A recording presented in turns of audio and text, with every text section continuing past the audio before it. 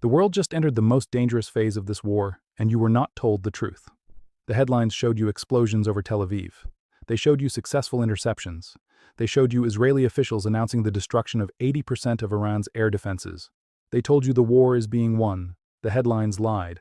What actually happened on Thursday night over Tel Aviv represents the most dangerous strategic moment in this entire conflict. Not because of what Iran launched, though the barrage was substantial. Because of what the barrage reveals about Iran's calculations when it has been degraded to 10% of its opening military capacity. You need to understand what happened, because it will determine whether this regional war remains contained or explodes into something that shuts down 20% of global oil supply, forces NATO into direct engagement, and triggers the kind of market chaos that destroys portfolios and currency valuations within days. Late Thursday night, Iran launched what it publicly described as a hybrid attack on Tel Aviv. Ballistic missiles and cluster munitions targeting one of the most densely populated cities in the Middle East. Fires broke out in residential buildings. Rocket trails lit up the sky over Netanya. The sounds of interceptions echoed across the greater Tel Aviv area as Israel's air defense system worked at full capacity. And here is the question that defines everything that comes next. If Israel just destroyed 80% of Iran's air defenses and 60% of its missile launchers, and Iran still managed to barrage Tel Aviv with what remains, what happens when Iran decides it has nothing left to lose? That question is why the next phase of this war matters more than any phase that came before it. The governments involved do not want you to know what happens when a cornered military power reaches the threshold where conventional deterrence no longer exists. I've spent the last 72 hours analyzing the strike sequence, the damage assessments, and the strategic calculations being made in Tehran, Tel Aviv, and Washington right now. What I am about to share has not been explained in the New York Times. It will not appear in the Washington Post. The Pentagon does not want you to understand the mathematics of degradation that make a military power at 10% capacity more dangerous, not less dangerous, than a military power at full strength. They do not want you to know what Iranian doctrine prescribes when conventional options have been exhausted. The official narrative focuses on successful air defense and the destruction of Iranian infrastructure. The reality is that the next 72 hours will determine whether this conflict ends through strategic isolation or explodes through asymmetric escalation that no air defense system can intercept. Ladies and gentlemen, welcome to Silver Storm Daily. Before we dive into the full analysis of what happened over Tel Aviv and what Iranian commanders are calculating right now, I need you to drop a comment below telling me where you are watching from today. Are you in Israel, where families heard explosions over Tel Aviv and are now being told the threat is being eliminated? Are you in Europe, whose energy security depends entirely on shipping lanes that could be closed within hours if this conflict escalates beyond current parameters? Are you in the United States, whose military is now engaged in sustained operations across the Middle East while maintaining commitments in the Pacific and Europe simultaneously? Are you in Asia, where every manufacturing supply chain depends on oil flowing through the Strait of Hormuz at 20% of global daily supply? I want to know who is part of this community because the information I am about to share affects every person on this planet differently depending on where they live, what currency they hold, and what they assume about the stability of global energy markets. Today, I am going to walk you through the exact sequence of strikes that occurred over Tel Aviv on Thursday night. I am going to show you the data on Iranian military degradation that U.S. Central Command has confirmed, the 90% reduction in missile attacks, and 83% reduction in drone strikes since day one.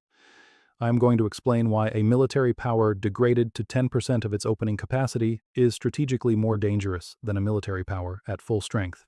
And I am going to connect all of this to oil markets, NATO commitments, and precious metals, showing why the Tel Aviv barrage has implications that extend far beyond military analysis into the wealth you hold and the security you assume. The mainstream media is hiding the truth from you. By the end of this video, you will know exactly what they are hiding. You need to understand the degradation that occurred before you can understand the danger it creates. For 7 days, since the opening of this conflict, American and Israeli air operations have been built on one strategic objective: achieve air superiority by destroying Iran's capacity to launch sustained missile and drone attacks. The campaign has been extraordinarily successful by every conventional military metric. U.S. Central Command confirms a 90% drop in Iranian missile attacks since day one. Drone strikes are down 83%. Israeli military officials claim destruction of 80% of Iran's air defenses and 60% of its missile launch capability. Friday morning, U.S. B-2 stealth bombers dropped heavy bunker busters on deeply buried Iranian missile facilities, the same platform that struck Natanz and Fordo in previous operations. Dozens of ballistic missile launchers across Iran were struck simultaneously. This is not incremental degradation. This is systematic dismantling of a military infrastructure that Iran built over 4 decades. By every conventional assessment, Iran has been defeated. And that is precisely what makes the next phase so dangerous.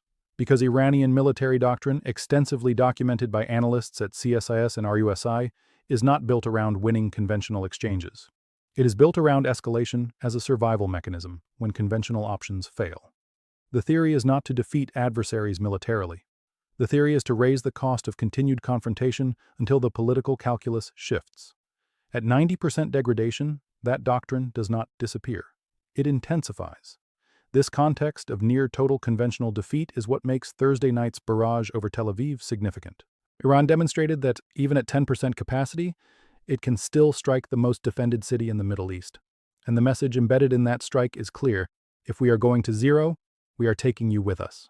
Let me walk you through what happened on Thursday night and what it reveals about Iranian calculations. Late Thursday evening, Iran launched what it publicly described as a hybrid attack on Israel. The barrage included ballistic missiles and cluster munitions targeting Tel Aviv and surrounding areas. AFP correspondents on the ground reported explosions audible across the greater Tel Aviv area. Israeli officials confirmed fires in residential buildings, visible rocket trails over Netanya. Most projectiles were intercepted by Israel's multi-layered air defense network. Israeli authorities reported damage, but remarkably no casualties. Take a moment to absorb what that tells you. Israel's air defense performed under pressure against a large-scale multi-vector attack after 7 days of continuous operations. The system held. That is the first data point. Now here is the second data point, the one that changes the strategic picture entirely. This was Iran's biggest remaining salvo, and it did not break through, which raises the question that no breaking news coverage is stopping to answer. If this was their best shot with what they have left, what does Iran do next? Connect the dots on what this strike sequence reveals. Iran is not trying to win a conventional military victory. Iran is executing a doctrine specifically designed for the moment when conventional victory is no longer possible. A military power with 10% of its opening capacity remaining is not defeated. It is cornered. And cornered powers make decisions that fully operational powers never would. What targets does a cornered power hit when conventional military infrastructure is no longer viable? That is the question that defines the next phase of this war. And Israeli military leaders are already answering it by promising, in their words, surprises ahead. That is not routine military language. That is a signal that they know what Iran's next move might look like, and they are preparing for it before it arrives.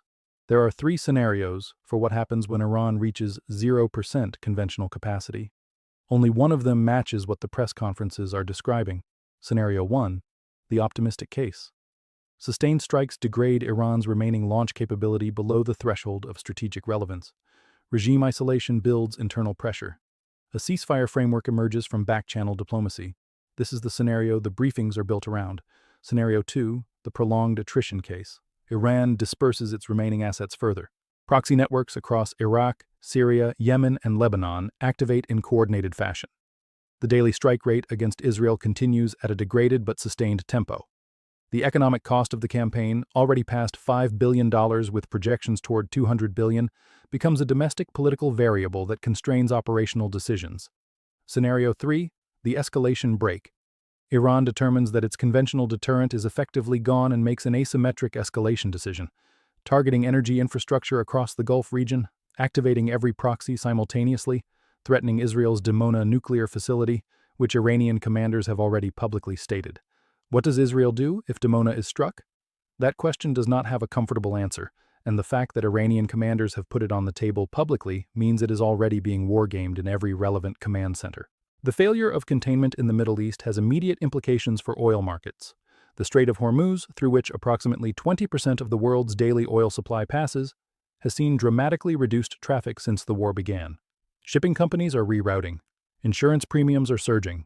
Oil markets are watching every development in real time. If Iran reaches the threshold where it calculates it has nothing left to lose from maximum asymmetric escalation, the Strait of Hormuz becomes genuinely contested, not theoretically threatened, actually contested. The risk premium that oil prices should reflect is not currently in the market. When markets reprice this risk, oil moves significantly higher. Do the math on what higher oil prices mean.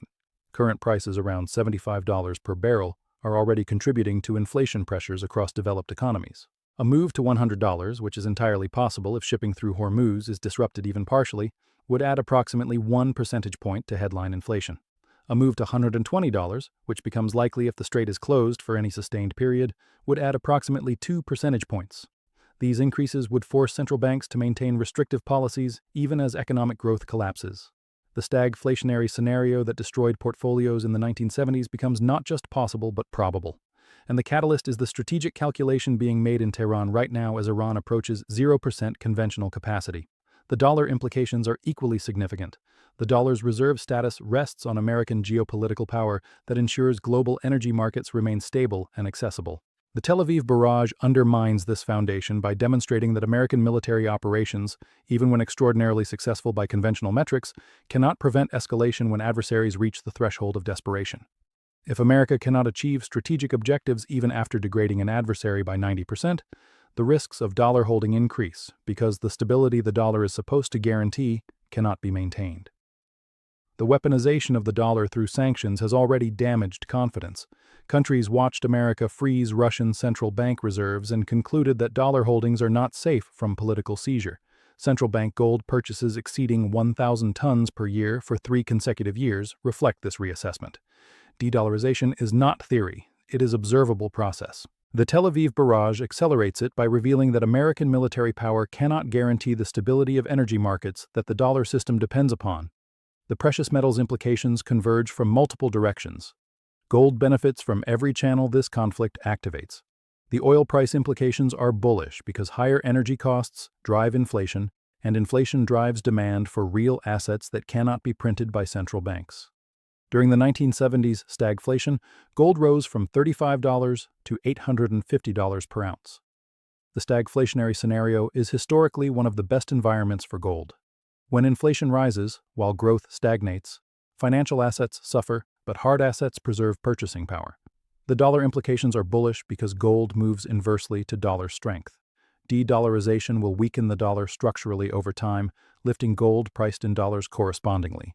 The geopolitical risk implications add another dimension entirely. Gold serves as safe haven during uncertainty. The Tel Aviv barrage increases geopolitical risk by demonstrating that conflict escalation remains possible even when one side has been degraded to 10% of opening capacity. Silver deserves specific attention. Silver benefits from both monetary demand following gold's logic and industrial demand that is growing structurally due to the energy transition.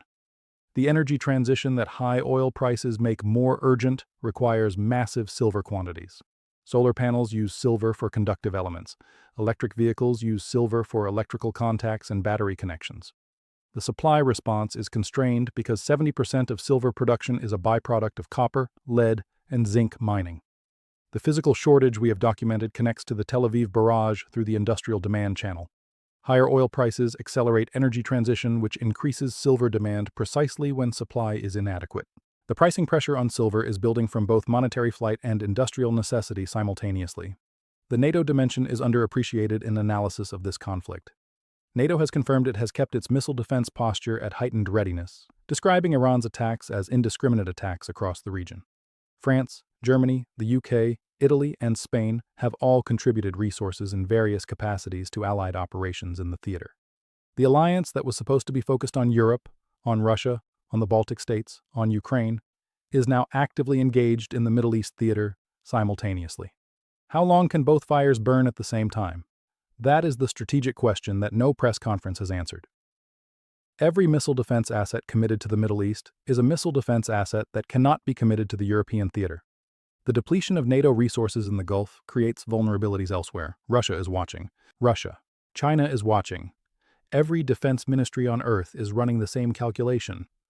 What does a week-long U.S.-Israeli air campaign that degrades a major regional military power by 90% tell us about our own deterrence architecture? The answer to that question being processed right now in Moscow, Beijing, Pyongyang, and Islamabad will shape defense policy, alliance behavior, and global security calculus for the next decade. The historical parallel is the Pacific War endgame in 1945. Japan, by August 1945, had been degraded to a fraction of its opening military capacity. American air superiority was total. Japanese cities had been systematically destroyed. By every conventional military metric, Japan had been defeated, And yet the question American commanders faced was whether a cornered military power with nothing left to lose would accept surrender or escalate to maximum resistance. The answer to that question determined whether the war ended through negotiation or through atomic weapons. Iran today is in similar strategic position to Japan in August 1945. Conventional capacity degraded to near zero. Air defenses destroyed. The choice between accepting strategic isolation or escalating asymmetrically. The gap between those two outcomes is being decided right now in the next 72 hours. The investment implications are clear. The macroeconomic environment, the Tel Aviv barrage, creates favors, hard assets over paper assets, rising geopolitical risk, accelerating inflation pressures through oil, declining confidence in the stability of global energy markets, and structural de-dollarization all point in the same direction. Gold and silver provide exposure in the most direct form. Physical metals carry no counterparty risk. They cannot be frozen by governments or inflated away by central banks. They cannot be disrupted by conflicts in the Strait of Hormuz or degraded by missile barrages. Increasing allocation to precious metals is prudent given both geopolitical risks and monetary dynamics that the Tel Aviv barrage accelerates. The timeline for effects is compressed. Immediate effects over 1 to 3 weeks will materialize as Iranian calculations at 10% capacity become clear. Near-term effects over 3 to 6 months will expand as oil markets price in the probability of Strait of Hormuz disruption. Medium-term effects over 6 to 18 months will be transformative as the global energy security architecture visibly fails under pressure. The transition is accelerating. The wealth preservation implications are the ultimate conclusion. The dollar-centric system prevailing since 1944 is unwinding. The Tel Aviv barrage is another marker on this journey, perhaps the most dangerous marker yet. The wealth stored in that system is at risk. The wealth stored in hard assets outside that system is protected. Gold and silver have preserved wealth through every previous systemic transition. They preserved wealth through the collapse of the British pound's reserve status. They preserved wealth through the abandonment of Bretton Woods. They will preserve wealth through this transition as well. The appropriate response to the Tel Aviv barrage is not fear, but action. Understand what is happening. Position accordingly. This is Silver Storm Daily. The Tel Aviv barrage revealed that Iran at 10% capacity is more dangerous than Iran at full capacity. Cornered powers make asymmetric escalation decisions that conventional powers never would. Oil market implications point to significantly higher prices if Iran reaches the threshold of desperation. Dollar implications point to accelerated de-dollarization as American military success cannot guarantee stability. Precious metals implications point to sustained bull markets in gold and silver. The next 72 hours determine whether this conflict ends through strategic isolation or explodes through asymmetric escalation. The race is happening now. Those who understand and position accordingly will preserve and grow wealth through the transition. Those who trust the old system will suffer as it unwinds. Share this video with everyone who needs to understand what really happened over Tel Aviv. The mainstream media is hiding the truth. Subscribe for continued analysis as consequences unfold. Like this video so the algorithm shares it with others seeking truth beyond mainstream narrative. Iran reached 10% capacity. The barrage was launched. The next threshold approaches. Position yourself accordingly. I will see you in the next analysis.